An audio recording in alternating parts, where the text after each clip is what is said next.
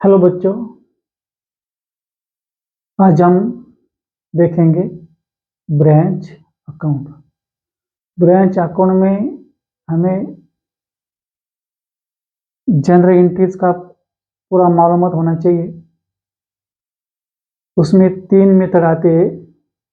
Debtor system, second number का है debtor of stock system and third number है final system. इन 3 तरह के मदद से हम ब्रांच अकाउंट को सॉल्व करेंगे। यह डेटर सिस्टम देख रहे हैं। उसका एक simple problem, a head office has a branch in Mumbai. Following transactions are made between them. Prepare branch account for the year ended 31st December 2023.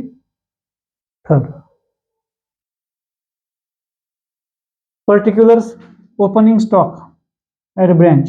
Branch में opening stock पड़ा हुआ है 15,000।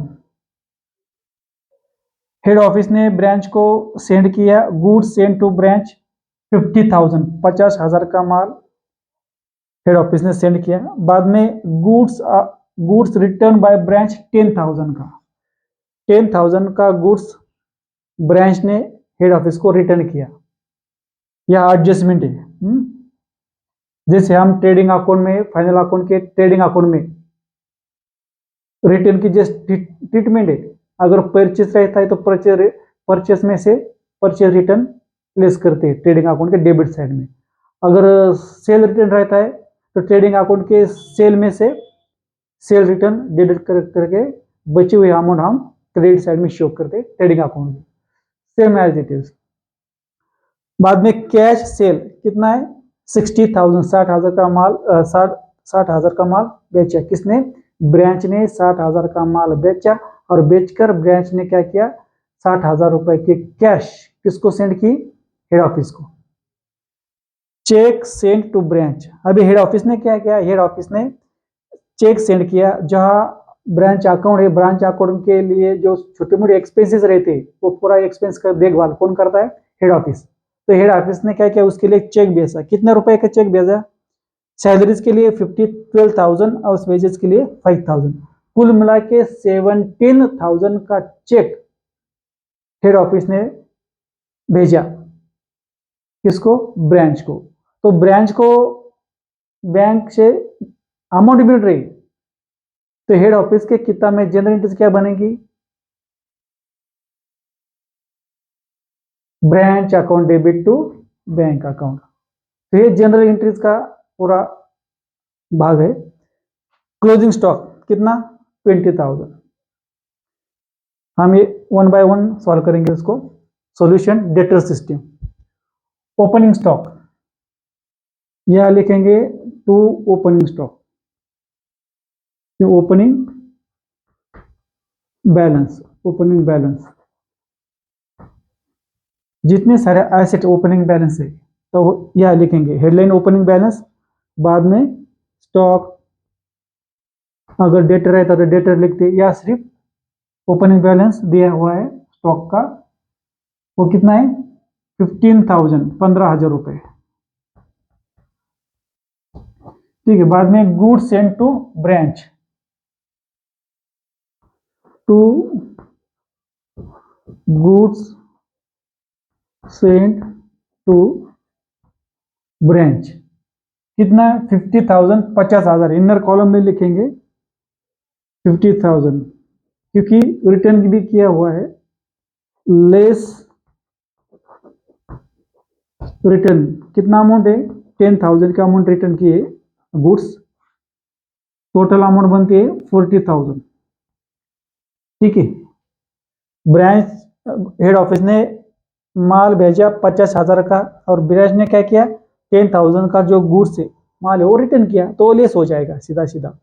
कैश सेल 60,000, ब्रांच ने क्या किया 60,000 का goods बेचा, बेचने के बाद पैसा मिला 60,000 का, तो पूरा 60,000 के अमाउंट हेड ऑफिस को ट्रांसफर किए।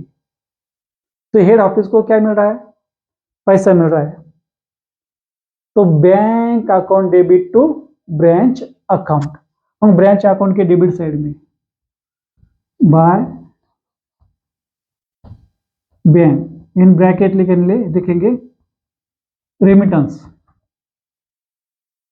कितना है कैश सेल, उसका नाम लिखेंगे कैश सेल्स, कितना कैश सेल्स 60,000, ये 60,000। अगर डेटर से कलेक्शन होता कलेक्शन फॉर्म डेटर्स तो यहाँ लिखते कलेक्शन फॉर्म डेटर्स, लेकिन यहाँ सिर्फ कैश सेल दिए तो उतना ही लिखेंगे 60,000। बाद में cheque send to branch, salaries wages के लिए इतना 12 और 5,000 का चेक मिला, किसको ब्रांच को मिला।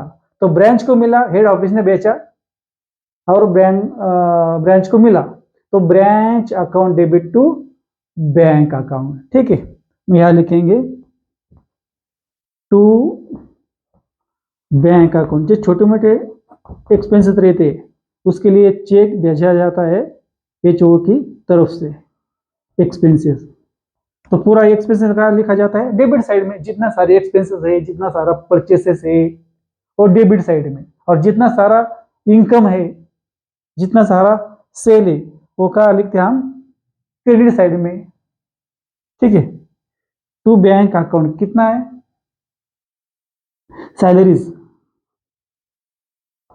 सैलरीज के लिए 12,000 अमाउंट है और वेजेस के लिए कितना है 5,000, टोटल अमाउंट कितनी 17,000 की अमाउंट भेजी चेक के द्वारा। बाद में क्लोजिंग स्टॉक कितना है 20,000, यह क्लोजिंग स्टॉक आएगा क्रेडिट साइड में। ओपनिंग बैलेंस डेबिट साइड में, क्लोजिंग बैलेंस एसेट का closing balance credit side, asset का opening balance debit side, liabilities का opening balance credit side, liabilities का क्लोजिंग बैलेंस डेबिट साइड, ये बायफर्गेशन है। तो closing balance by closing balance, stock कितना stock 20,000 का स्टॉक है। डेटर रहता था डेटर लिखते, जितना सारा कैसेट का एसेट का क्लोजिंग बैलेंस यह लिखा जाता, सिर्फ यह स्टॉक दिया हुआ है इसलिए हम 20,000 स्टॉक के लिए लेंगे। चलो अब देखेंगे प्रॉफिट आ रहा है क्या लॉस आ रहा है, देखेंगे अभी। 60 और 20 80,000, 15,000, 40,000 और 17,000, ये 72,000 बन रहे 72,000। तो ये साइड बड़ी है 80,000 में ये 72,000 अगर लेस होते तो अमाउंट बनते 80,000 का प्रॉफिट हुआ है। To general profit and loss account कितना 8,000। तो हमारा प्रॉब्लम यहाँ सॉल्व हो गया। हेड ऑफिस को कितना प्रॉफिट हो रहा है 8,000 रुपए का।